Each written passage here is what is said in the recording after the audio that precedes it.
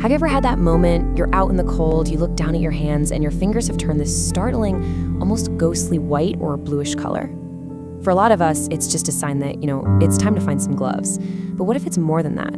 What if it's actually a signal, a clue your body is sending about something deeper going on inside? Okay, let's dive into this and really try to uncover the mystery behind cold hands and blue fingers. So this image right here, this might look pretty familiar to some of you. It's a striking visual, isn't it? That coolness, the really unusual color, it can be a little alarming for sure. But this phenomenon is surprisingly common, and it's the central clue we're going to investigate today. It's this one physical symptom that connects a whole bunch of different stories about our health. And that really brings us to the main question, right? Is this just a simple, totally harmless reaction to being cold? Or could it be a signpost pointing toward a much bigger health issue? Well, the answer, as we're about to see, is pretty complex, and honestly, it's absolutely fascinating. Our bodies have this remarkable way of communicating with us, and this is one message we really should learn how to read. Okay, so let's start by putting a name to what we're actually seeing. Because it's not just blue fingers. It has a real medical identity, and understanding that is the very first step to decoding the message. So the official medical term for this bluish look is acrocyanosis. Now, the key words to grab onto here are persistent, painless, and often symmetrical, meaning it usually happens in both hands or both feet at the same time. It's all caused by the tiny blood vessels in your extremities constricting, basically squeezing shut, which reduces the flow of oxygenated blood and gives the skin that bluish tint. Now, the most common reason for acrocyanosis is something called Raynaud's phenomenon, and this is where the whole thing gets a lot more dramatic. Instead of a kind of persistent blue, Raynaud's causes these episodes or attacks where the blood flow is severely restricted. So it's not just a slight change, it's this really intense reaction that can be triggered by cold or even by emotional stress. So why does this even happen? What is going on with our circulatory system to cause such a crazy effect? Let's get into the mechanics of it. It's all about a system that's designed to protect you but has kind of gone into overdrive.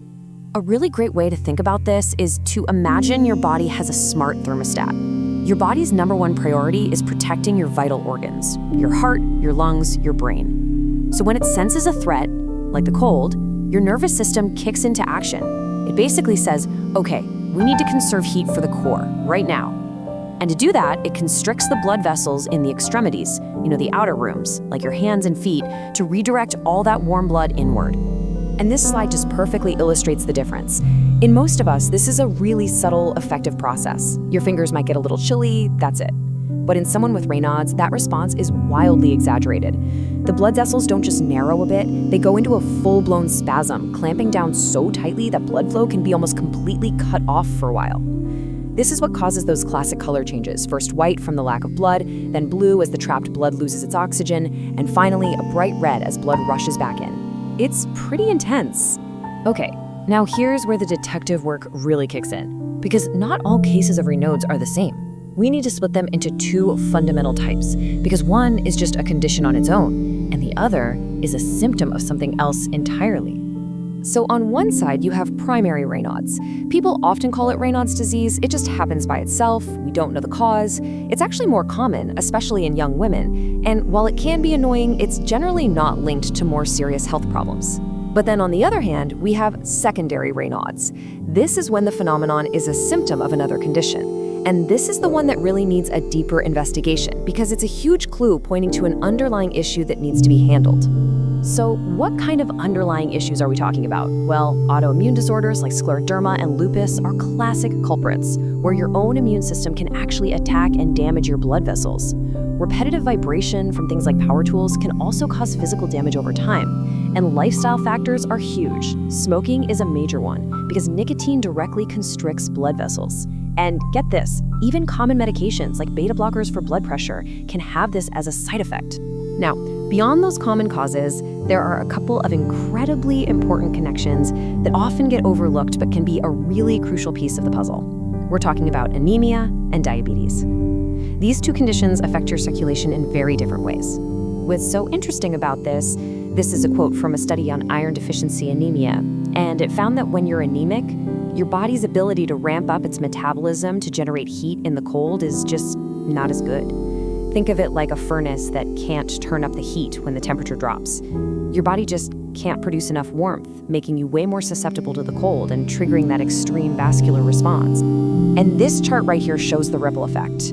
If you look at that top graph for mean arterial pressure, you can see the line for the anemic group just spikes way more dramatically when they're exposed to cold compared to the control group.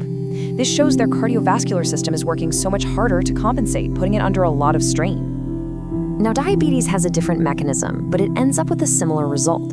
Chronically high blood sugar can actually damage the lining of your blood vessels. This leads to a buildup of material and inflammation, which physically makes the vessels narrower. It's kind of like scale building up inside a pipe. And over time, this just fundamentally reduces blood flow to your hands and feet, making them much more vulnerable. But the list of potential causes doesn't stop there, not even close. In fact, acrocyanosis is described in medical literature as a symptom with many facets, and for a very good reason. The range of conditions that can show up with blue fingers is, well, it's truly staggering. Let's just look at some of these. Certain infections can be the root cause. We're talking about viruses like chikungunya or even the later stages of Lyme disease. This often happens because the infection itself can trigger inflammation all throughout the body, affecting the delicate lining of the blood vessels and just messing with normal circulation. And the list just keeps going, connecting to so many other systems in the body. You've got certain blood disorders that can make your blood thicker or clump together in the cold. Some cancers can release substances that affect circulation as a distant side effect, a process called perineoplastic syndrome. Even eating disorders like anorexia can cause it by severely messing with the body's ability to regulate its own temperature. The big point here is that this one symptom can be a window into so many different parts of our health. These images really help illustrate the different ways these issues can show up.